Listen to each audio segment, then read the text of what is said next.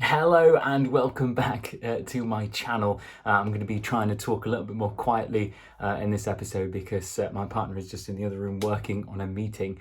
Yeah, if I sound like I'm trying to do an ASMR video, then you know why.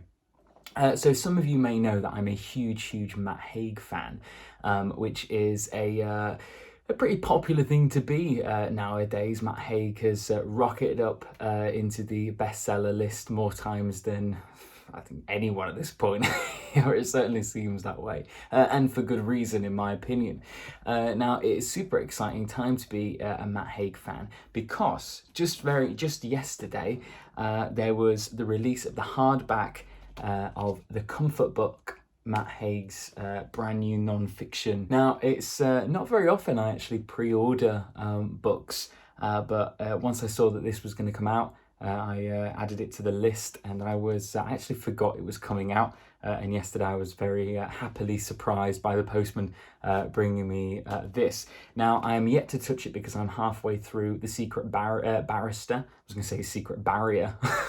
I'm halfway through The Secret Barrister, which I'm going to do a separate video on. But I'm quite tempted just to smash through this.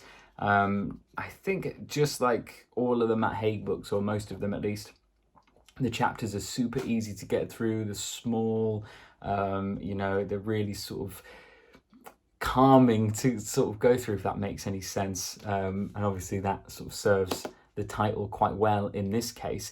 So just a little bit of a backstory if you're not familiar what the comfort book is. It is his third in his non-fiction mental health trilogy. It's a trilogy. Now, I do have the first two to show you. The first one was Reasons to Stay Alive, which is a phenomenal book. It's right up there in the top.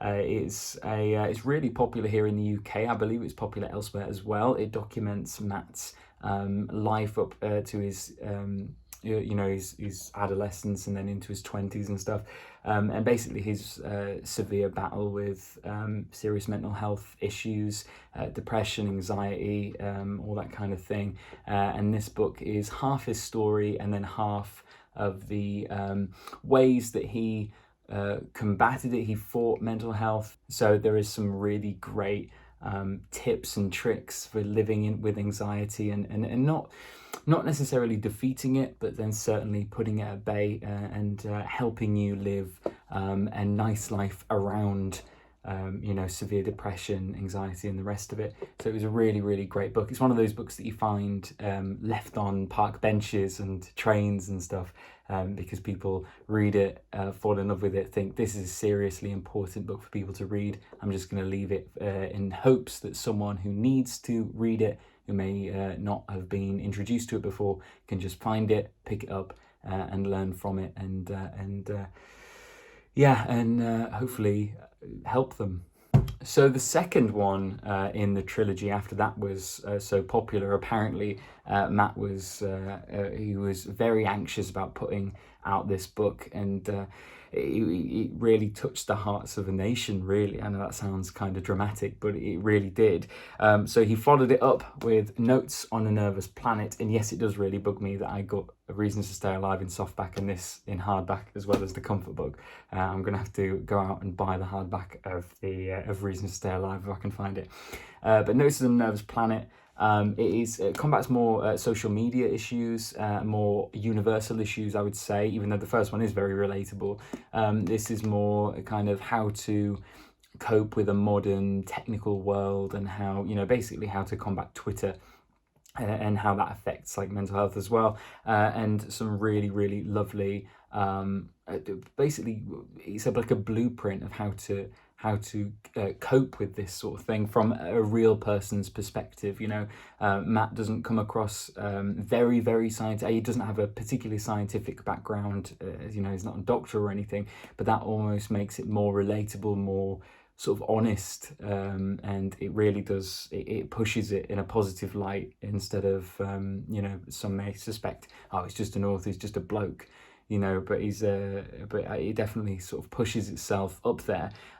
He obviously does insane amount of research, and it does get quite medical, quite technical in some parts, but never leaves the reader or listener feeling sort of out of their depth, if you will. It's a really approachable book. I'd say that Matt Haig's work is incredibly approachable, and I mean that in the greatest compliments.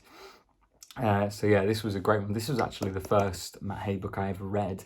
When this came out, I was just so happened to be in Waterstones, saw it, thought, oh, that sounds interesting, read it, loved it, and then backtracked and found who Matt Haig was.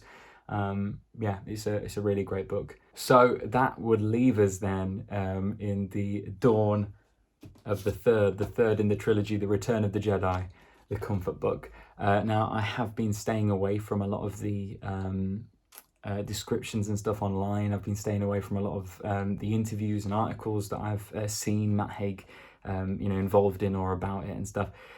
Simply because I want to be totally open. I want to be completely fresh and plain, if you will, to have the book impact me in a certain way, let it sway me. Because if I go with too many expectations, it can really put a downer on some stuff. I found it happened with Guardians of the Galaxy, actually. I got told that Guardians of the Galaxy was like the best film in the world. It's the best film ever. And then I went to go see it in the cinema, and like it wasn't. And I just sort of think, oh, it ruined it. Being told that ruined it for me. If I'd been told nothing, I'd have really enjoyed it. That kind of scarred me for life, really. So I like to go into things, as plain as possible. But just reading off the back, reflections on hope, survival, and the messy miracle of being alive. And in the darkness, even the tiniest fragments of light can shine, capture our attention, and maybe even lead us home.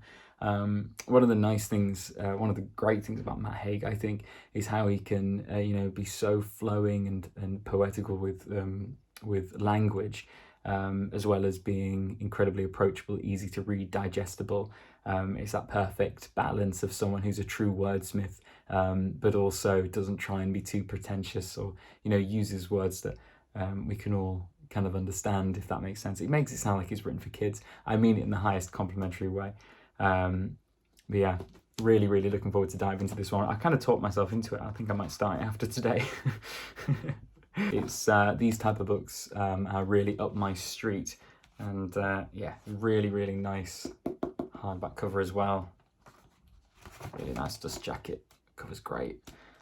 So also a little bit annoying that these are one size and this one's just a Goliath. Sort of doesn't fit perfectly well on my shelf. But yeah, so the Comfort Book, I will be addressing this probably on a live episode of the audiobook club. I'm going to get the audiobook as well. It's credit day tomorrow. Exciting day of the month. Best day of the month is credit day. I'm still yet to find out what I'm going to pick up. So I'll probably address that in Monday's video, what I went with.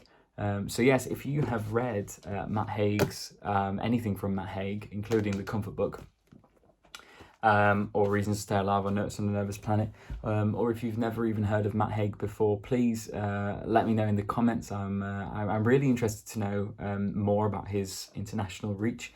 And if you have never picked up a Matt Haig book before, I could not recommend him highly enough. He's fantastic. So yeah. Thank you so much for watching this video. Sorry, it's been a little bit quieter. It's been a little more hunched. I feel like Fagin in Oliver Twist. Yeah, so thank you so much for watching this video. And if you have any questions for me, please leave them in the comment section below. Check out the links to Audiobook Author's YouTube channel as well. That's the channel that we're running at Pro Audio Voices also. Some great stuff on there. Some really, really cool audiobook trailers. And if you are interested in joining the audiobook club, I don't know why you wouldn't. It's free and really fun. We meet up once a month on Zoom. I'm going to start streaming them as well. I'm going to be posting some really nice stuff from previous sessions onto the channel so people can start seeing what it's all about. Please, if you're interested in that, or want to know more about it, just let me know. All my information is in the description below. And I will get back to you with as much help as I can possibly afford to give. So yeah, thank you so much once again for watching this video. Subscribe if you're new, and I'll see you soon.